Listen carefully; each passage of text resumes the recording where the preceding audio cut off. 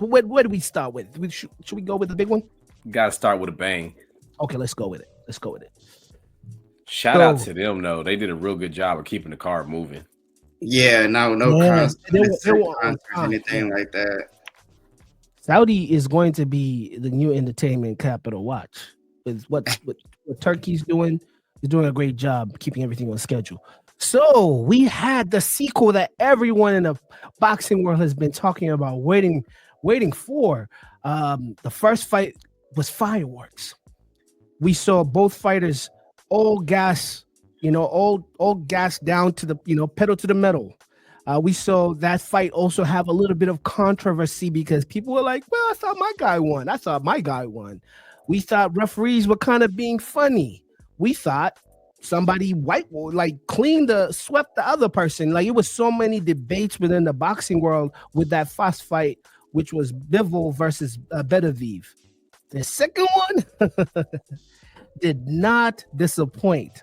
But before I get into my take, I'll let my co-hosts, take on what their vision was when they saw this sequel happen. Fellas, please share.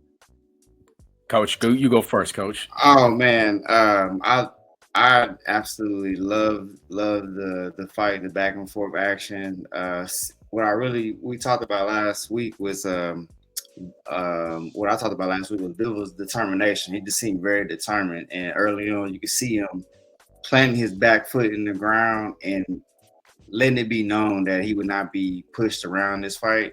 He had to get on the back foot eventually, just strategy wise, which I did like, but he let it be known that I'm putting my back foot down and I'm getting to work. So that was amazing to see, and I just love the determination that he showed, and really wasn't the decision. I think there was a 116, 112 on there. I mean, I thought that was a little bit off, but love the fight. Was really confused by Beterbiev not cutting the ring off. He did that in the first fight as well. I thought he possessed the ability to do so, but didn't, and I felt like he paid for it.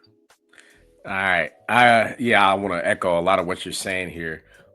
Early in the fight, I think the first fight provided a level of comfortability for Bivol, right? So these guys were in there together, so now they know what each one brings, the danger that they pose, but they have a better idea of the range. And so instead of Bivol coming out using the ring as much as he did in the first go around, he's able to put his foot inside the tire and do that dance that way, right? Mm-hmm. And so I seen that and I said, okay, this is a direct adjustment. But, and so we're texting and I'm like, I know he takes these middle rounds off. So I want to see what he has left in the tank. Yeah. And I feel like that's when the master plan came into full fruition, was to reserve the gas until the seventh round, where he didn't win. I don't think he won the seventh round, but he got on that bike and right. Still had the activity. And so that's when he started pedaling. And so he got the wheels turning in the seventh, and then the momentum carried the rest of the fight. Right. And I feel like, and I want to say this too, I feel like it was a huge setup because he lulled Beterbiev to sleep. Right. And so it was like mass confusion at the end. Like now he's like, he got so used to being at this range. And so, okay, now we're back to the first fight.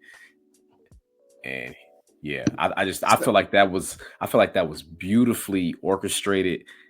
I felt like it was 100% intentional. I don't think they'll ever say that, but that's my opinion. Because he didn't throw the right hand in the middle rounds.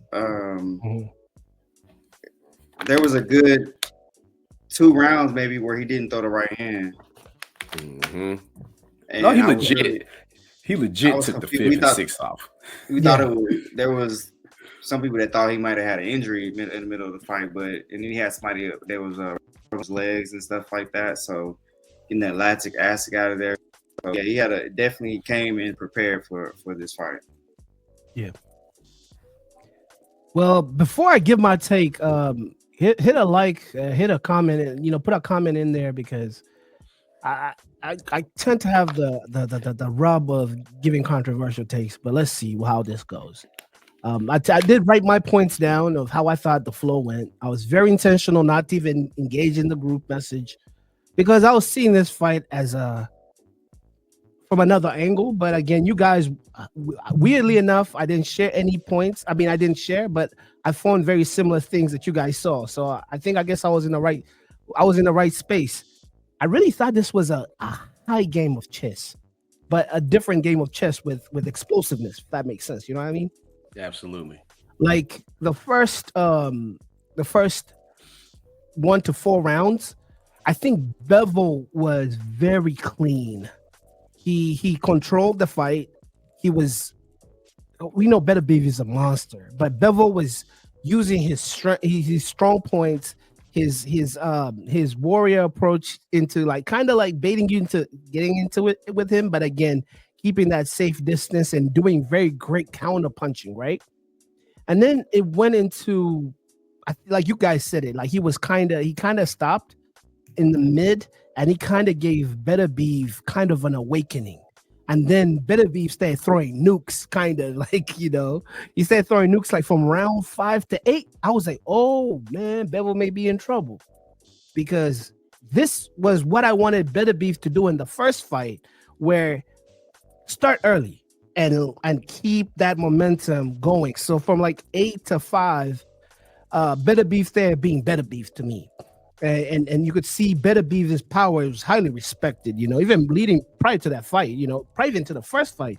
Better Beef had remind me, 100% knockout rate before. I think Biv was the only person that has not been Correct. taken out. So, Correct. like, so with that being said, you could see the respect within 5 and 8. And then this is where I was completely mesmerized. This is where I had to do the chef kiss to say, you're a genius. Bivol, what he did from round 9 to 12, thing of art. It was a thing of art. Like, I didn't see that, fellas. I didn't see that he had that next level. I didn't see that he had that next gear.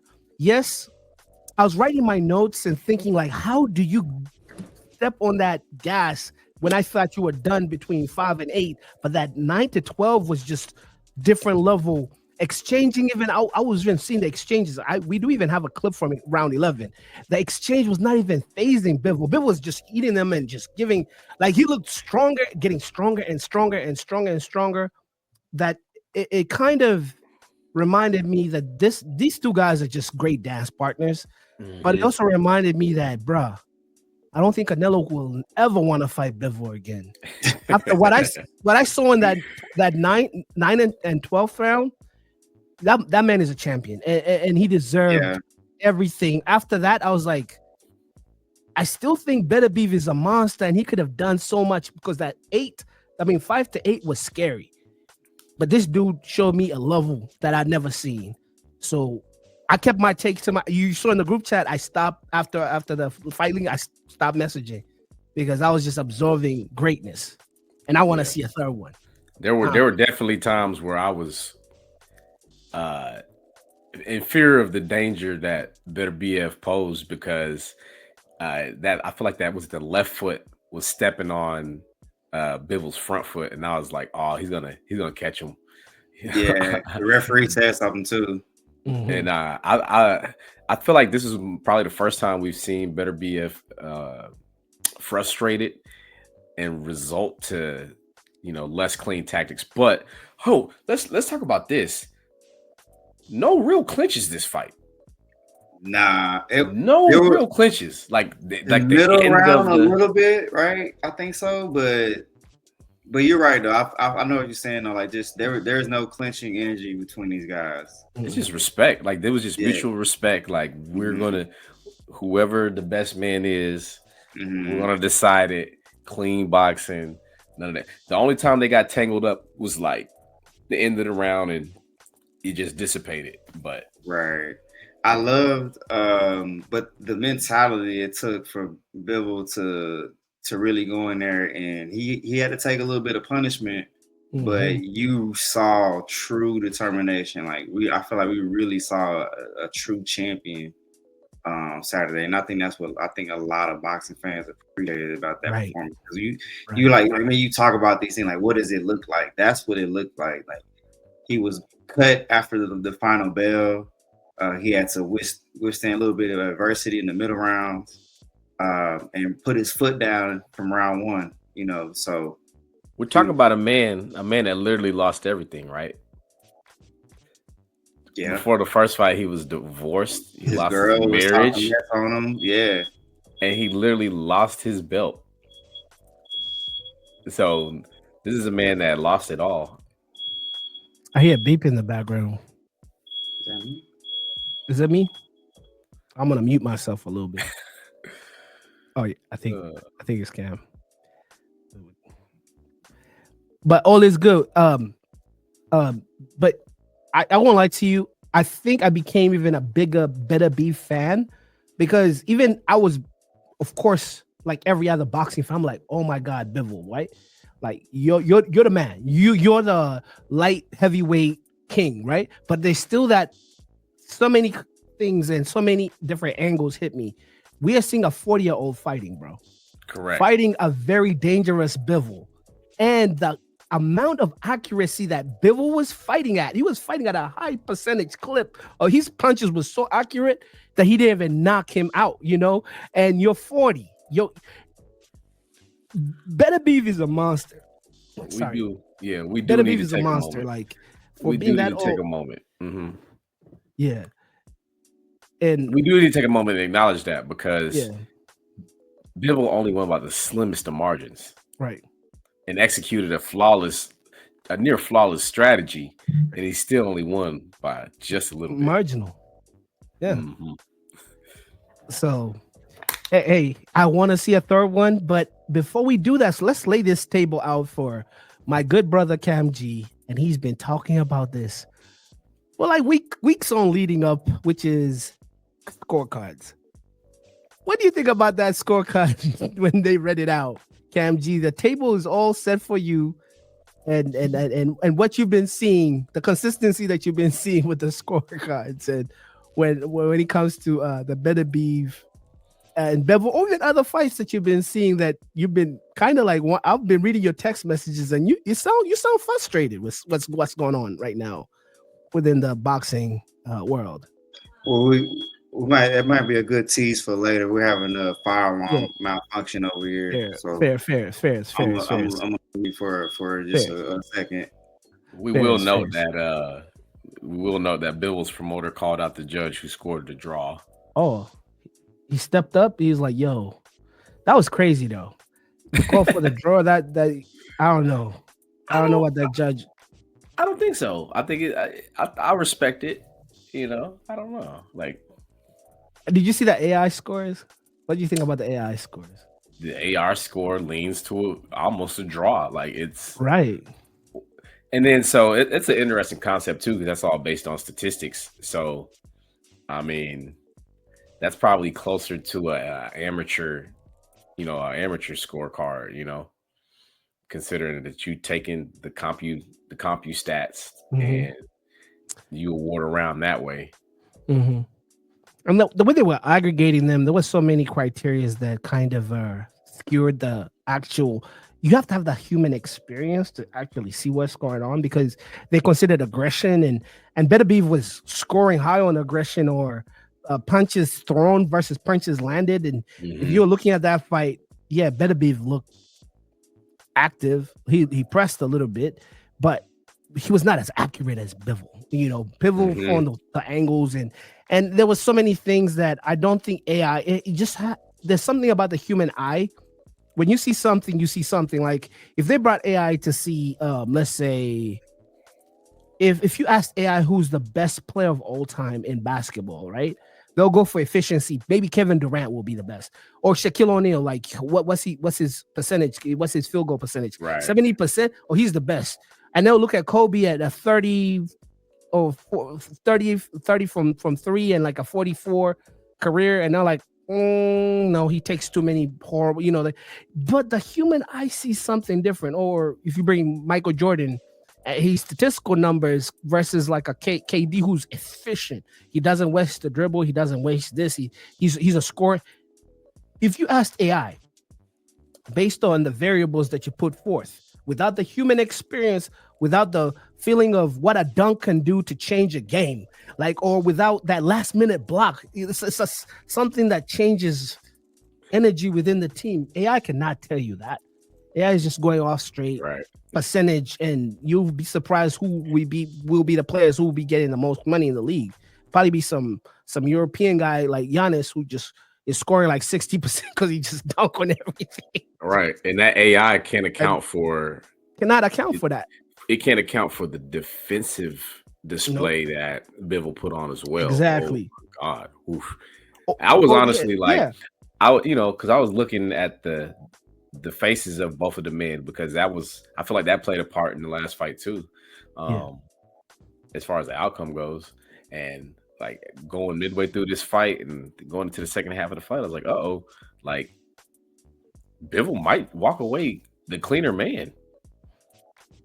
Up until that last cut at the end. But Yeah, I mean, these guys are the perfect dance partners. Like, in a generation, like, it's very hard to find people. I mean, we did find it by accident when we found a Wilder versus Fury, which was weird how they're good dancing partners. Like, it's just weird. But seldom do you find good dancing partners. Like, let's see another one. Let's go again. We did see Triple G versus Canelo. And I don't think that one was squeezed. They could have squeezed more out of that orange or that money. That was a cash machine. How many times did they go? They went 3 times, 2 times? I think 3 times they drew. Wait a minute, I can't remember how many times they went, but they may have gone 2 times. I can't remember.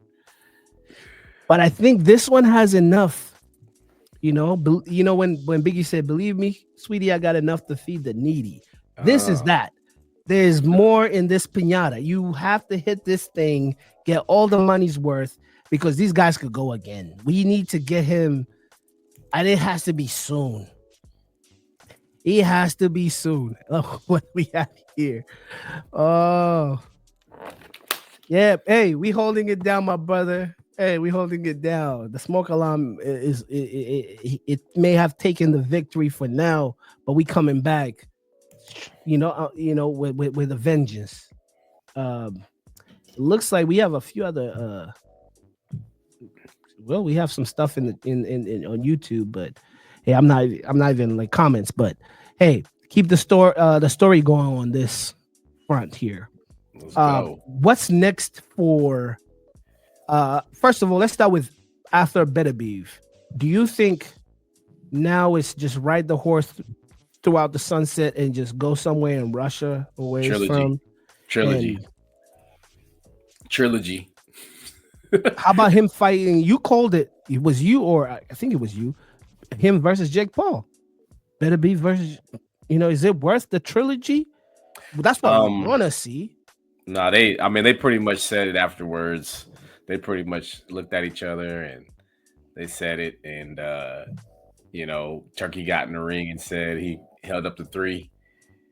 And they had an exchange in the ring where they shook hands. Bivol said they had an exchange in the ring where they shook hands. Where Bivol told him that, when I got to the national team, I looked up to you. I respect you as a fighter. And, Beterbiev returned and said, this is sport. Congratulations. And then they had another exchange later on outside the ring. And he said, I'm not going to shake your hand this time because we got to do it a third time. So, yeah, our good brother Cam G said Beterbiev don't want to fight. So, I could understand that when you're 40 and you have to rub that Ben Gay on your elbows and getting up for camp. You've seen his workouts. Beterbiev's workouts is ridiculous. Him with the little, like he just with the little weight with the little dumbbell, and like he was doing some crazy workouts. I'm like, bruh. He actually said he didn't want the rematch. So, like with that being said, man, go get your money, King. Like, Beterbiev, to me, you're still a legend. Like, bro, before you met this guy called Bivol, you were the boogeyman, 100% KO, scary. You did your thing. But sometimes you gotta bow down to a man much strong. What's that thing that bow down to something much stronger than whatever? I don't want to get into this rap, alignment with things, but like for real. I would love to see him fight again, but I don't want him to. I don't want. I don't know if it. I don't know if this the trilogy, if he goes out bad, it will not look good. But again, I want to see it too. So hold on. Cam said he wants to see a new opponent. For Bivol? Ooh, we'll put it for Bivol. Usyk. Duh. Usyk. That's the play. Oh, who's this? Oliveira. Salute. Let's go. You know what? He should have taken the retirement after the first fight. Do you think so? Oliver, so Oliver. Yeah, so he also said that he said it if he didn't want the second fight. He said that in the post-fight interviews. So he's like, I don't want the first. So yeah, I mean, he could have retired with a perfect record and 99% KO. But see, 40 is different. 40 from like 2010, 40 from 2005 is different from 40 in 2025. Like these 40-year-olds, they're in their prime, low key. But I hear you, Oliver. I hear you. Yeah, he's an old man. What else do we have there? Doesn't think he has a chance in the rematch. Yeah, and that's I agree with you, Oliver. I think that rematch really, it's not. I don't see. I think Bivol now goes from strength to strength, and I don't think he needs. I don't think. I think Beterbiev needs to conserve his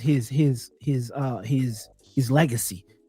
He's been a great champion in the light heavyweight, and he has done a great job. I think Canada adopted him. He's out there. He's training. He's making a whole little league out there. He's doing his thing. But I mean, why not do the Jake Paul? Nothing wrong. Nah, I think he respects the sport too much. Nothing wrong with a trilogy though. If that's what it is, yeah. If he's gonna fight again, it's gonna be to avenge that L. So and I don't want to write Beterbiev's obituary like he's done. He's not done. He's still a top level fight. He probably beat 99.1. I don't know. He beat 99% of the light heavyweights out there. He will probably give him light heavyweights, he will give him a hard time. But let's pivot to Bivol, because I'm telling you, this is a big topic here. What's next for Bivol? We've seen Canelo having that itch for, I want to get mine, what they call it, get it back in blood. You beat me. You're the guy that beat me and showcased it around the world that, my skills could not do anything with you. Canelo could not do anything with Bivol. What's next with a Bivol? Well, the Mexican Monster was there, ringside. David Beterbiev. And he's the number one contender. So if anything outside of the trilogy, go for the number one contender. That's an interesting take. We have some people in the chat. Now, this is where we're going to bring full engagement. What do you think of David Benavidez versus Bivol? How does that look like? We need your engagement in the chat. Including Cam G. What do you think of David Benavidez versus Bivol? Oh, you're on mute, Cam. I'm back. Y'all hear me? Yeah. Man, they try to take me out. They try to take me out over here. Hey, Benavidez versus a Bivol, bro. That's what I want to see. I would love to see that fight. That's one of those fights that I don't know if Bivol takes too many more fights like that. Like that's a lot. You fight Beterbiev twice. I'm already expecting a fight with someone like David Benavidez to at least have 2 fights. I believe he's the younger man, Benavidez. So more wear and tear, tough fights. but exciting, entertaining fights that I think the fans would love to see.